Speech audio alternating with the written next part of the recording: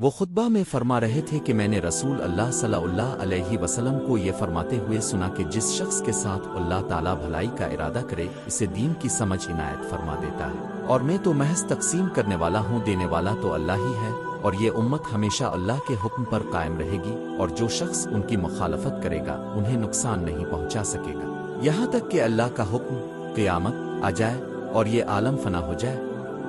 میں عبداللہ بن عمر رضی اللہ عنہما کے ساتھ مدینے تک رہا، میں نے اس ایک حدیث کے سوا ان سے رسول اللہ صلی اللہ علیہ وسلم کی کوئی اور حدیث نہیں سنی۔ وہ کہتے تھے کہ ہم رسول اللہ صلی اللہ علیہ وسلم کی خدمت میں حاضر تھے کہ اب صلی اللہ علیہ وسلم کے پاس کھجور کا ایک گابھا لایا گیا۔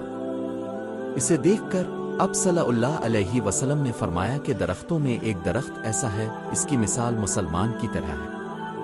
ابن عمر رضی اللہ عنہما کہتے ہیں کہ یہ سن کر میں نے ارادہ کیا کہ عرض کروں کہ وہ درخت کھجور کا ہے، مگر چونکہ میں سب میں چھوٹا تھا اس لیے خاموش رہا۔ پھر رسول اللہ صلی اللہ علیہ وسلم نے خود ہی فرمایا کہ وہ کھجور ہے۔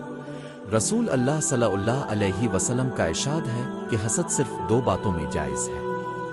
ایک تو اس شخص کے بارے میں جسے اللہ نے دولت دی ہو اور وہ اس دولت کو راہ حق میں خرچ کرنے پر بھی قدرت رکھتا ہو، اور ایک اس شخص کے بارے میں جسے اللہ نے حکمت کی دولت سے نوازا ہو اور وہ اس کے ذریعہ سے فیصلہ کرتا ہو اور لوگوں کو اس حکمت کی تعلیم دیتا ہو۔